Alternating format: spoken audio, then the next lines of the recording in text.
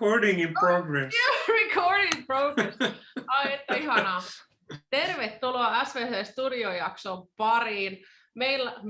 Minulla on tänään vieraana Mikael Salo. Tervetuloa, Mikael. No niin, terve kaikille ja kiitos Sara kutsusta. Hyvää alkanutta kesää. Kyllä, siis vitsi ulkona on aivan fantastinen ilma. Siellä on tosiaan tänään käynnissä tämä Mitta tuli täyteen -tapahtuma. Mikä se Mitta on täys?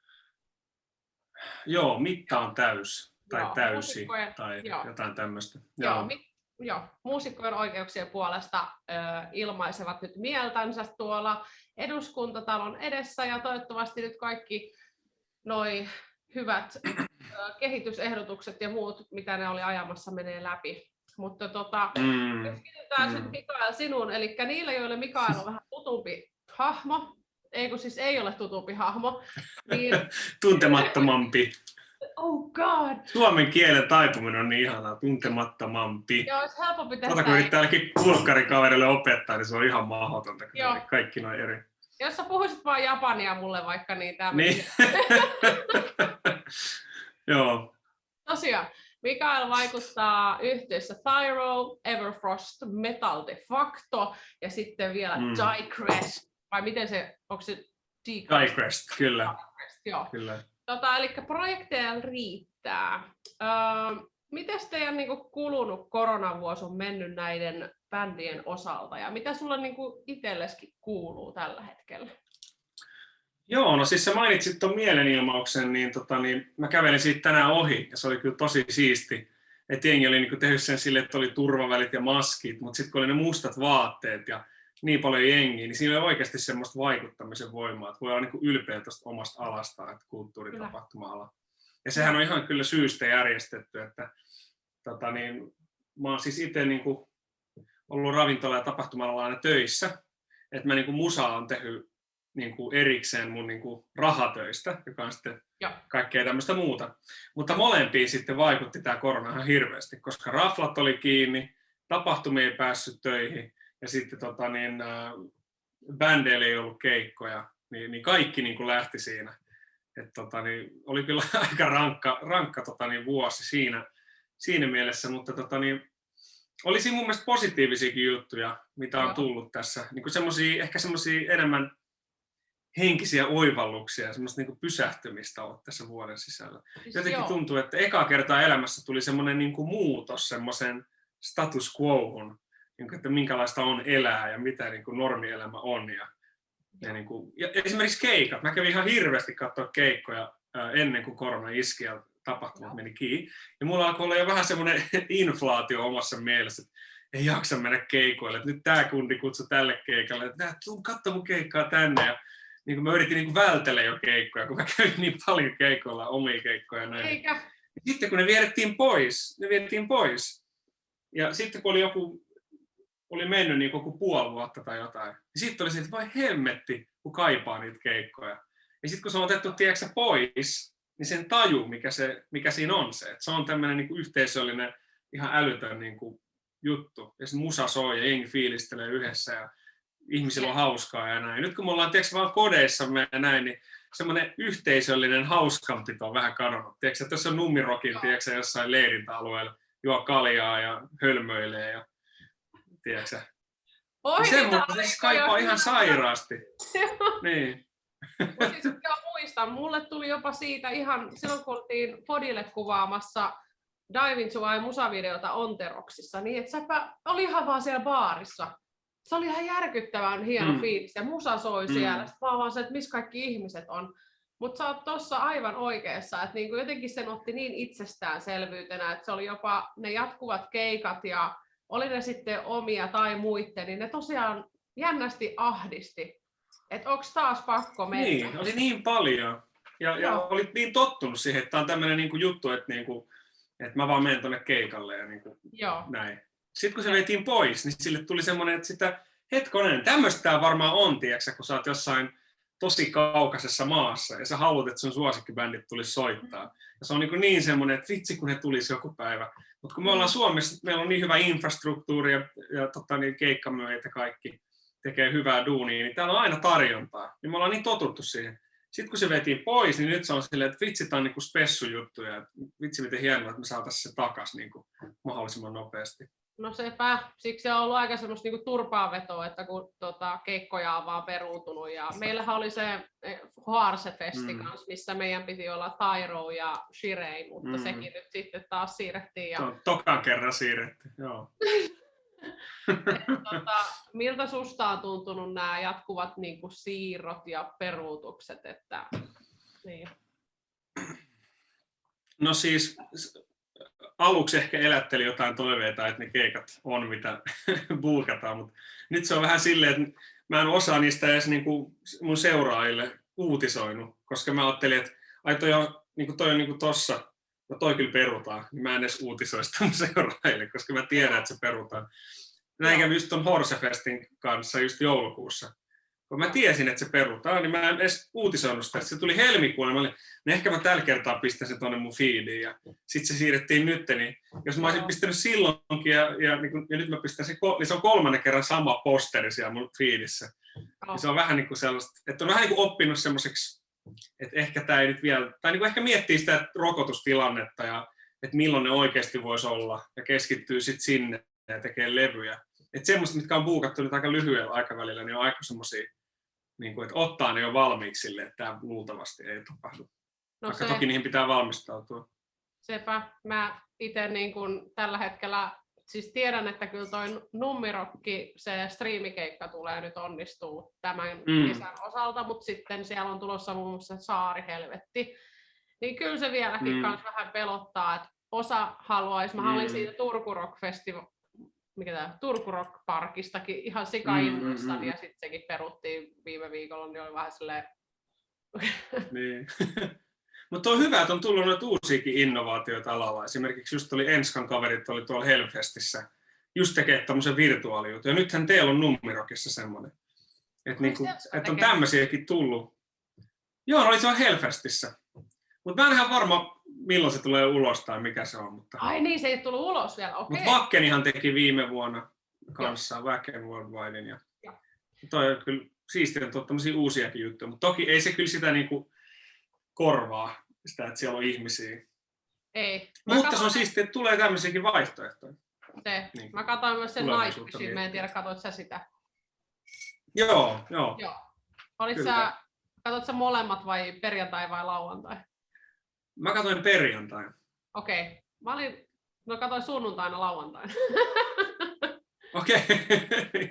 Olihan se hieno elämys, mutta sitten samalla oli vähän semmoinen Niin, siis se on semmoinen, mutta mun mielestä se on niin kuin, että jos sulla on tuote, joka on keikka, niin sitten tämmöinen virtuaalikeikka, niin se on vähän niin kuin eri tuote, että se ei niin kuin korvaa sitä, mutta se voi olla kiva lisä. Vähän niin kuin silloin, kun Metallicahan veti siellä Etelämantereella keikka. Niin ei siellä ollut yleisöä, mutta se oli niin kuin siisti silti juttu niin kuin ihmisille. Katsoo läppäreiltä ja kotiteattereilta. Itse asiassa siisteistä jutuista puheen ollen, niin onneksi olkoon nyt Tyro sai nyt sit levytyssopparin. Ihan mielenkiinnosta näinä aikoina. Mä oon vähän kuullut, että levytysyhtiöt ja levyyhtiöt ei ihan hirveästi halua edes sainaa mitään uusia nimiä, niin haluatko sä vähän valottaa, että miten tämä onnistui ja sitä rataa? Joo, no siis mulla on noita bändejä, se 4, ja Everfrost ja Metal de Facto julkaisi levyt 2019 lopussa molemmat. Ja meidät molemmat silloin sainattiin semmoiselle firmalle kuin Rockshots Records, mikä on tämmöinen italialainen lafka, joka oli aiemmin keikkamyyjä, jolla he asiakkaana oli niin kuin Fleshcard, Apocalypse ja Rhapsody ja isoja bändejä. Heillä oli kokemusta ja sitten Roberto, joka on tämä toimitusjohtaja, niin halusi tehdä levyyhtiön, niin hän on sitä nyt ruvennut painaa niin kuin uutena nimenä. Niin siksi hän on halunnut sainaa uusia nimiä, koska hän tarvitsi tietenkin kasvua yritykselleen. Niin me vähän niin kuin päästiin siihen mukaan. Ja sitten Robertolle mä oon henkilökohtaisesti sitten puhunut tästä mun tilanteesta, että mulla on näitä bändejä näin 4, kun mä en haluaisi, niin kuin, että mun pitäisi jotenkin unohtaa 3, vaan haluaisin, että ne kaikki menestyisi ja ne kaikki pääsis kokea Japanissa rundaamisen, kun ne on mun ystäviä kaikkia. Joo. Niin tämmöistä, kun on aika läheistä tekstiä, niin se oli silleen, että joo, että niin kuin esittelet vaan, että kyllä me tsekataan. Ja sitten mä pistin Tyro Masterin heille. ja he oli sitten siitä, että no niin, otetaan. Ja sitten se Japanin diili, niin se oli vasta Metal de Factolla Rubicon Music, joka on Japanissa, kun Japanissa ei puhuta kauheasti englantia, ja sinne pitää tehdä kaikki pressitekstit ja lyriikat ja kaikki yleensä tehdä erikseen. Niin siksi siellä on ollut sellainen kulttuuri yleensä, että siellä on erillinen levyyhtiö sille markkinalle, koska se on niin vaikea, kun kansainvälisen levyyhtiön hoitaa sitä markkinaa, kun siellä ei niin englannilla oikein pysty toimimaan. Ja sitten Rubicon Music oli tämä. Ja heillä on sellaisia bändejä kuin Ailstorm ja Uriah Heep, niin se oli niin tosi siisti päästä tuommoisten isojen pienen nimien sekaan. Mutta he saivat sitten kans Tyrone. Ja he toimii sitten myös keikkamyyjänä siellä päin. Näin tylsää tämmöistä perusbusiness. Se ei ole enää semmoista, että joku jostain vaan yhtäkkiä pistäisi viestin, vaan että piti oikeasti etsiä ja keskustella ja miettiä, että tehdäänkö lisenssidiili vai minkälainen diili ja kuinka pitkä lisenssi ja mitkä prosentit ja tämmöistä. Se on tuommoista bisnestä. Mutta keskittyykö tämä nyt sitten enemmän, että he tukevat just sitä teidän niin levyjulkaisuprosessia ja niin omistaa periaatteessa just niitä lisenssejä ja musiikkiin, vai auttaako he myös sitten, kun joskus keikat aukeaa, niin myös niiden keikkojen saamisessa? Siis Roxats, ne ei toimi sinänsä keikkamyyjinä. Et se on ehkä Japanissa enemmän semmoinen juttu, että siellä niin Lafka tekee myös keikkamyyjän töitä. Ja sitten taas Euroopassa yleensä ollut erikseen. Mutta toki jos sulla on Full Steam Agency, joka on keikkamyyjä, niin sitten siellä on Full Steam Records. Mutta ne on silti vähän niin kuin kaksi eri firmaa, ja välttämättä bändit ei ole molemmissa. Et se niin kuin, yleensä täällä päin maailmassa on erikseen. Ja sitten Roxatsi, se mitä he niin kuin tekee sitten meille, on se, että he julkaisee sen. Taitaa tulla Sonyn Believe Digitalin kautta heidän digitaalijakelunsa. Ja sitten he painaa ne kaikki tuotteet, eli vinyylit ja CDt, ja he niin kuin kustantaa sitten sen. Nice. Ja sitten he maksaa markkinoinnista. Että heillä on Patrick Walsh tekemässä muiden markkinoinnin kuin Suomen, ja Suomessa on sitten taas Metal Asylum. On heillä se. Mutta yleensä ne on nykyään tämmöisiä, että ne handpikkaa tyyppejä, jotka osaa hyvin tehdä hommia ja tekee tämmöisen paketin. Mikä pitää sitten firma, vähän niin kuin se bändi, että sä oot niin kuin oma firma, että sun pitää vaan tehdä se sopimus ja katsoa, onko se hyvä sitten sulle. Esimerkiksi Patrick Walsh on myös Noble Demonissa perustajana, joka on toinen lafka, ja ne Ocean Horse just sainas. Mutta sitten hän tekee kuitenkin niinku palkattuna myös Roxatsille, ja hän on tehnyt niinku Acceptille ja Sabatonille Nukella sitten myös. Eli samat tyypit pyörii paljon, ja sieltä uuden bändin kanssa vaan niinku etsiä nämä läpi ja aloittaa mailikeskustelut ja vertailla. Just näin. Siis, jos yhtään mietittää joku, niin pistää jollekin lakimiehelle tsekkiin. Joo, tämä oli sitten seuraava. Laitoitteko te niitä sopimuksia? Oliko teillä joku siis ulkopuolinen, joka niitä sitten kans kävi läpi vai ettei käy amorfiksia sitten? Että... Niin, ai kävikö heillä joku tämmöinen? Mutta ootko ihan sikana, että tarinoita on käynyt? Joo, siellä oli orjadiili sitten, että piti sitten olla aika moneen levyyn ja rojalteja tuli ihan vitun vähän ja mun mielestä levyyhtiö sai jopa oikeudet niiden merkkareihin, joten ne ei saanut niinku... Ai. Mä en ihan tarkalleen muista, mutta se oli niinku paskadiili kyllä, että joo. Niin, merkkari on niin sika iso tulolähde. Älä. Se on ainoa mitä mä oon oppinut nyt tässä muutaman vuotta, kun on pyörinyt tässä, että se merkkari on ihan... niin, se on ihan niinku everything. Joo. No kun mä haluaisin kysyä niin sitten näistä bändeistä, että on nyt levytysopparia on saatu ja olette saanut just Japaniin päin ja tänne päin, niin mitkä nyt sitten, että ollaan eletty tietysti hiljaiseloa tässä, mutta oletteko te tekemässä nyt sitten niin kuin näillä 4 bändillä, onko tulossa nyt uusia julkaisuja tai mitkä teidän niin kuin tulevaisuuden kuviot nyt sitten on tässä? Joo. No jos mä säästän aikaa, että mä en kerro joka bändin historiaa, mä kerron vaan nopeasti, että mitä joka bändi duunaa tällä hetkellä, niin sitten voi myöhemmin jostain tsiikata. Niin, Diequesti, siinä eka levy, missä mä olin, tuli 2018, ja nyt me tehdään toka levy, missä mä oon mukana. Yes. Ja siinä on kaikki instrumentaalit aika valmiina ja sitten laulu on tehty puolet. Just tehtiin köörit tossa. Tai tuossa bändissä on niin paljon köörejä, että me pitää tehdä 3 osassa. Oliko tämä nyt se, minkä mä näin Instassa, missä oli Janis ja Kimmo ja tää? Joo, kyllä. Kuka se Saatiin frendit messiin. Joo, kuka se oli se 3., 4. mies? Kimmo Blom ja Janis oli nämä tunnetut nimet ehkä siinä. Ja sitten muut oli bändin jätkiä ja sitten oli Teemu Velin äänimiehenä Staminan luottomies. No niin. Ja sitten siitä on niinku puolet tehty lauluista ja nyt pitäisi bukkailla lisää sessioita. Mä äänitän nyt nykyään himassa, että mä oon niinku investoinut tänne, että mulla on sellainen koppi ja laitteet ja mikrofonit. Niin. Erittäin hyvä. Se on aika hyvä budjettiratkaisu, että kummasti tässä näin korona-aikaan, niin mullakin tämä työskentely muuttuu etätyöskentelyksi sitten. Että, joo. Eikö, ja mulla tulee väliin niinku, Joo, Digrest on taas tulossa niinku kamaa nyt tässä. Että se on... Joo, mä veikkaan, että me tehdään kyllä se niin huolella, että se menee varmaan ensi vuodelle. Että siinä on niin paljon semmoista pohtimista sovituksissa ja semmoista, mitä me varmaan pallotellaan aika pitkään vielä. Niin veikkaan, että se tulee varmaan ensi vuoden keväällä ehkä. Ja tosiaan Tyro sainas just ja meidän levy tulee syyskuussa. Mä liityin bändiin 2017 ja me ollaan listattu se bändin perustamisvuodeksi, mutta Juse ja Ville on tehnyt sitä varmaan niin kuin 20 vuotta nyt, että heille se on niin kuin iso juttu. Että 20 vuotta väittänyt näitä biisejä, niin vihdoin saa levyn ulos. Että se on hauska. I feel the guys. Joo. Ja sitten Metal de Facto. No Metal de Facto on vähän runsauden pula, että meillä on niinku demoja jo niinku 4 levyn verran, eikä mä en tiedä mitä tehtäisiin niille, että pyöritellään niitä. Mutta on meillä niinku levyprosessi jo käynnissä, ollaan tsekattu studiot, että mistä tehdään ja testattu soundeja ja tämmöistä. Se tulee varmaan kans ensi vuonna uusi levy.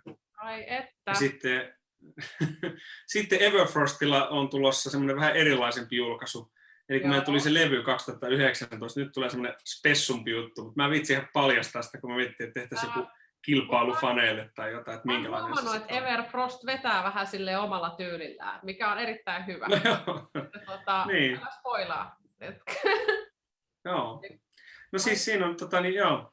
Mutta siinä on hauska, siinä on vähän semmoista, kun Janne Tolsa masteroinnissa ja ollut mukana alusta asti. Ja Benjihän on hirveä Turmion kätilöiden fani. Ja se on hauska, että vaikka se on sellainen manga-anime-estetiikka poweribändi, niin sieltä löytyy semmoista industrial juttua, niin kuin jos kuuntelee vähän tarkkaa sieltä seasta, niin on hauska kuunnella jonkun Fodifaninkin, vaikka ollaankin ihan eri maailmaa. Joo, mutta kyllä siis Everfrost on semmoinen elämys, että kyllä se kannattaa niinku käydä katsomassa, että niinku, niille, jotka eivät Everfrostia tiedä, sinne vaan. Joo. Meilläkin on nyt uudet kuteet teossa, niin vähän niin kuin huomasin, teillä oli siistit ne maskit ja kaikki nyt. Joo, ihan itse tehtiin. Vau, okei. Näytti kyllä ihan pro-kamalta. Nämä prototyypit tehtiin itse, että saatiin musavideot tehtyä, mutta kyllä ne sitten menee silleen ammattilaisen käsiin, että saadaan semmoiset keikkaa kestävät maskit sitten aikaiseksi. Että Joo. Mullakin on lähtenyt paloja irti sieltä. Oh shit.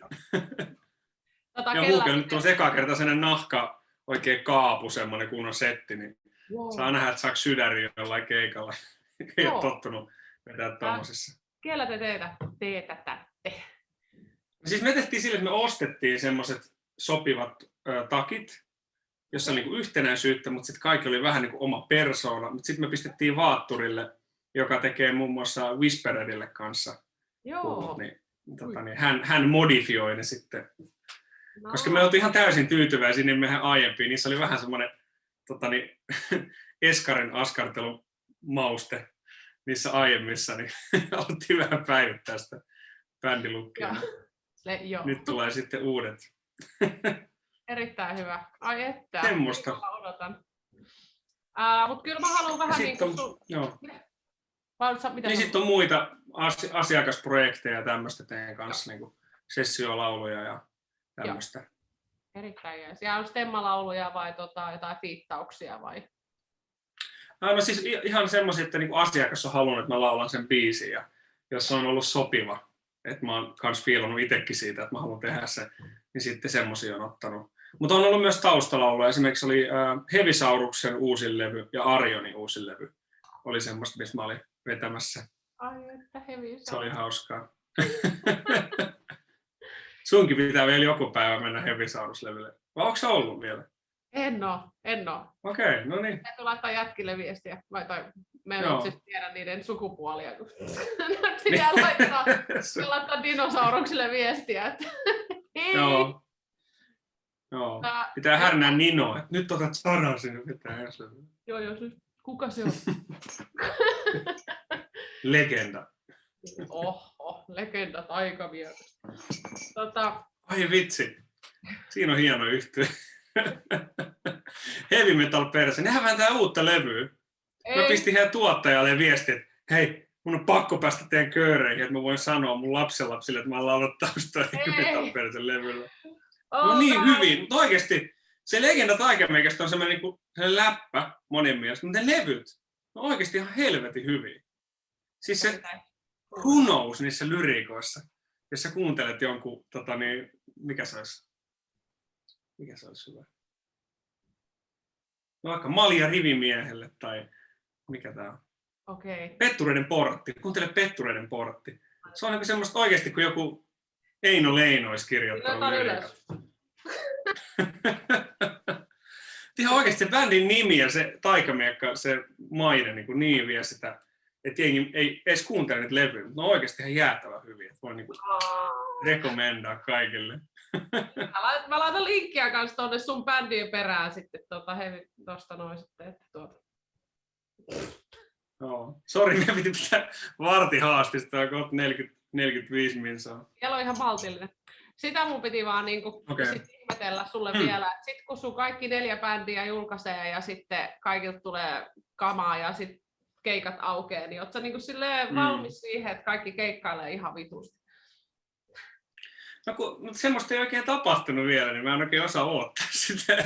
Okay. Ehkä sit kun se tapahtuu, niin mä oon ihan jossain kusessa, mutta who knows?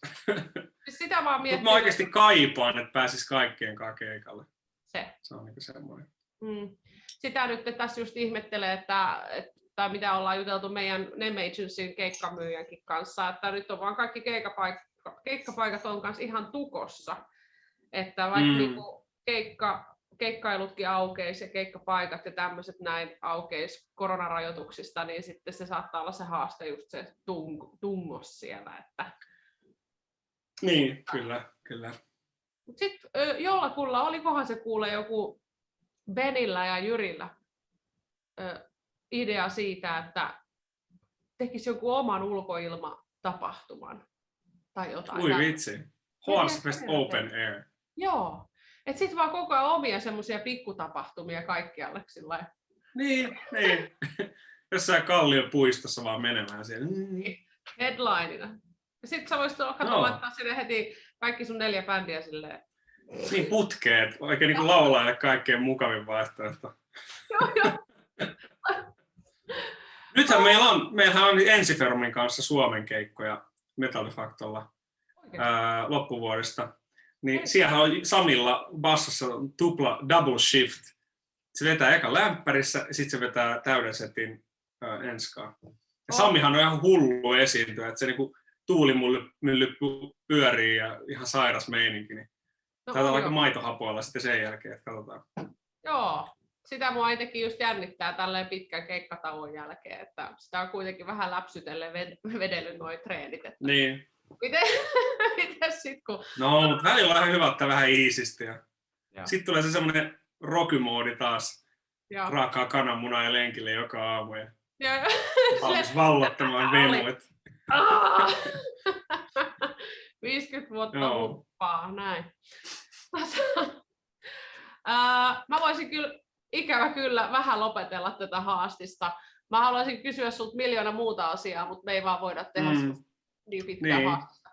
Mutta onko tähän loppuun vielä, mitä sä haluaisit sanoa tämän SVC Studiojakson katsojille tai faneille tai mahdollisille tuleville faneille? No siis hei, subscribeatkaa Saran kanavalle, hyvää kontenttia ja kiitos Sara kutsusta ja jos tsekkaatte mun musaa, niin olen erittäin iloinen. Ja ei muuta kuin mukavaa kesää kaikille. Mä laitan tosiaan Mikaelin kaikki bändeistä linkit tähän alle. Ja Mikaelista kanssa vähän semmoisen tiivistetyn kompaktin infon siihen, niin käykää ihmeessä tutustumassa. Kiitos Mikael. No niin, kiitos. Jatketaan tässä näin antirekordin puolella sitten vielä. Joo, no niin. Moikka kaikki!